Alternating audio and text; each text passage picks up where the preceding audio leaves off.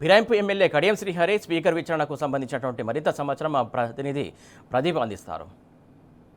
Speaker కార్యాలయంలో జరిగినటువంటి Kadiyam Srihari case విచారణ దాదాపు 4 గంటల పైగా సాగి ఆయన ఆ పార్టీలో మారినటువంటి సందర్భాలు, అదేవిధంగా ఆయన సోషల్ మీడియా అకౌంట్లలో అయితే పోస్ట్ చేస్తున్నటువంటి ఫొటోస్ కావచ్చు లేదా వీడియోలన్నిటినీ పిటిషనర్గా ఉన్నటువంటి వివేకానంద అదేవిధంగా ఆయన తరపు అడ్వకేట్లు క్రాస్ ఎగ్జామినేషన్ చేశారు. ఆయన ప్రతి సందర్భానికి గతంలో ఆయన పార్టీ మారినని చెప్పారు, బీఆర్ఎస్ పైన ఆయన విమర్శలు చేస్తున్నటువంటి తీరు కావచ్చు, ఇవన్నిటినీ క్రాస్ ఎగ్జామినేషన్లో ప్రశ్నించినప్పటికీ నేను ఆ పార్టీ మారలేదు, ఇంకా బీఆర్ఎస్లో కొనసాగుతున్నానని, అవి ఏఐ ఫోటోలని, అవి రెండోది సోషల్ మీడియా అకౌంట్స్ సంబంధించి తన అభిమానులు ఆపరేట్ చేస్తున్నారు, తనకు సమాచారం లేదని ప్రతి మాటకు ఏదైతే తాను బీఆర్ఎస్లోనే కొనసాగుతున్నానని అనేక రకాలుగా బయట ఒక మాట లోపల ఒక మాట చెప్పినట్లుగా ఆ పిటిషనర్గా ఉన్నటువంటి కేపీ వివేకానంద ఆ మీడియాకు చెప్పారు. అయితే కడియం శ్రీహరి దాదాపు స్పీకర్ 2 సార్లు ఆయనకు నోటీసులు ఇచ్చారు.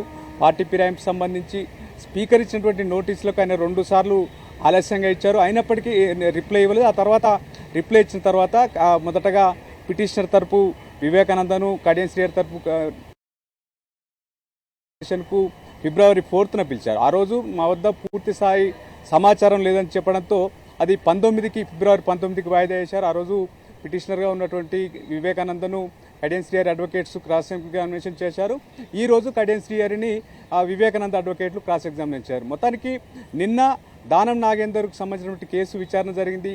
దానం నాగేందర్ హాజరు కాలేదు, ఆయన తరపు అడ్వకేట్స్ హాజరయ్యి తమ వద్ద ఆధారాలు లేవంటూ అఫిడవిట్ కూడా దాఖలు చేశారు. దీంతో మార్చి 2కు ఓవరాల్ ఆర్గ్యుమెంట్స్ కోసం దానం నాగేందర్ కేసు అయితే ఏదైతే డేట్ ఇచ్చినటువంటి పరిస్థితి మనం చూస్తూ ఉన్నాం. మరోవైపు కడియం శ్రీహరి కూడా దానం నాగేందర్ కేసు తర్వాత ఓవరాల్ ఆర్గ్యుమెంట్స్కి అయితే షెడ్యూల్ అయితే ఇవ్వనున్నారు. మొత్తానికి బీఆర్ఎస్ నుంచి గెలిచినటువంటి 10 మంది ఎమ్మెల్యేలు పార్టీ మారారు. అందులో 10 మంది ఎమ్మెల్యేలపై అనర్హత వేటు వేయాలని చెప్పి బీఆర్ఎస్ అర్హత పిటిషన్ దాఖలు చేసింది. స్పీకర్ ఏదైతే అనర్హత పిటిషన్లను తేల్చకపోవడం, జాప్యం చేయడంతో కోర్టు మెట్లెక్కడం, సుప్రీంకోర్టు మొదటగా ఏదైతే 3 నెలల గడువు ఇచ్చింది. జూలై 31 నుంచి అక్టోబర్ 31 వరకు 3 నెలల గడువు అయితే విధించింది. ఈ 3 నెలల కాలంలో కేవలం స్పీకర్ 4 ఎమ్మెల్యేల విచారణ మాత్రమే పూర్తి చేశారు, జడ్జిమెంట్ ఇవ్వలేదు. ఆ తర్వాత 8 వారాల గడువు ఇచ్చింది.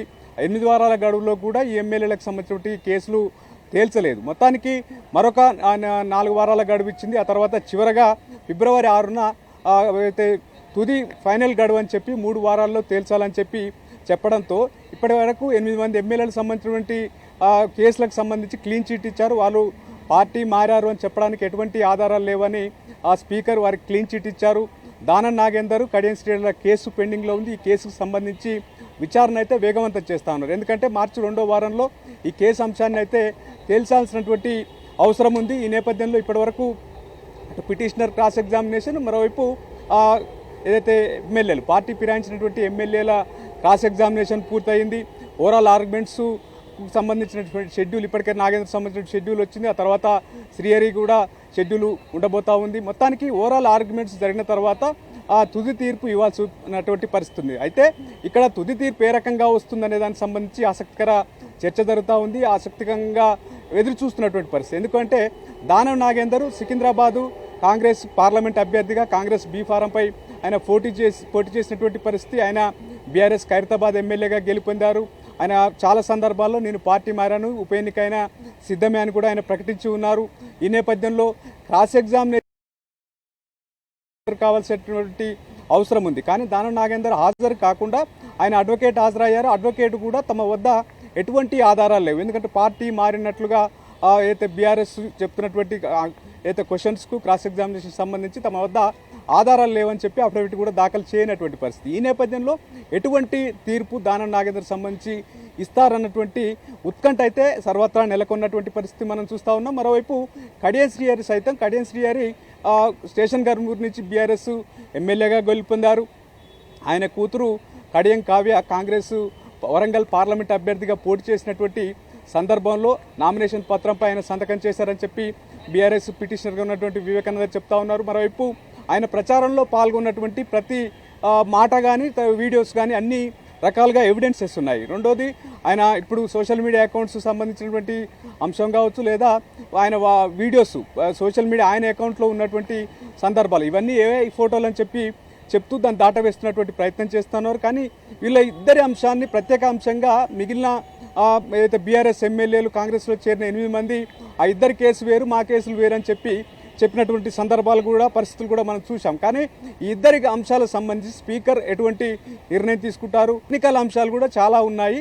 ఈ అనర్హత వేటు పడడం ఖాయం అన్నటువంటి భావనలో పిటిషనర్ కావచ్చు, బీఆర్ఎస్ సంబంధించినటువంటి వర్గాలు అయితే ఉన్నాయి. అటు దానం నాగేంద్రకు సంబంధించినటువంటి కేసు క్లియర్గా ఉంది. ఆయన విచారణకు కూడా అయితే క్రాస్ ఎగ్జామినేషన్కి హాజరు కాలేదు కాబట్టి, రెండోది అఫిడవిట్ కూడా దాఖలు చేయలేదు కాబట్టి ఎట్టి పరిస్థితుల్లో ఆయనపై వేటు ఉంటుంది. కానీ స్పీకర్ నిర్ణయం ఏ రకంగా ఉంటుందో అన్నటువంటి చర్చ జరుగుతున్నటువంటి క్రమంలో ఒకవేళ స్పీకర్ ఆ 8 మంది ఎమ్మెల్యేలకు లాగానే ఈ ఇద్దరికి కూడా క్లీన్ చిట్ ఇస్తారా, క్లీన్ చిట్ ఇస్తే ఆ న్యాయస్థానంలో ఎదుర్కొంటామని చెప్పి ఇప్పటికే బీఆర్ఎస్ సంబంధించినటువంటి పిటిషనర్గా ఉన్నటువంటి నాగేందర్కు పిటిషనర్గా ఉన్నటువంటి పాడి కౌశిక్ రెడ్డి చెప్పారు. అదేవిధంగా హెడెన్స్ డైరీకి పిటిషనర్గా ఉన్నటువంటి వివేకానంద చెప్తున్నారు. ఇక దానం నాగేందర్కు బీజేపీ ఎమ్మెల్యే ఏలటి మహేశ్వర్ రెడ్డి కూడా పిటిషనర్గా ఉన్నారు.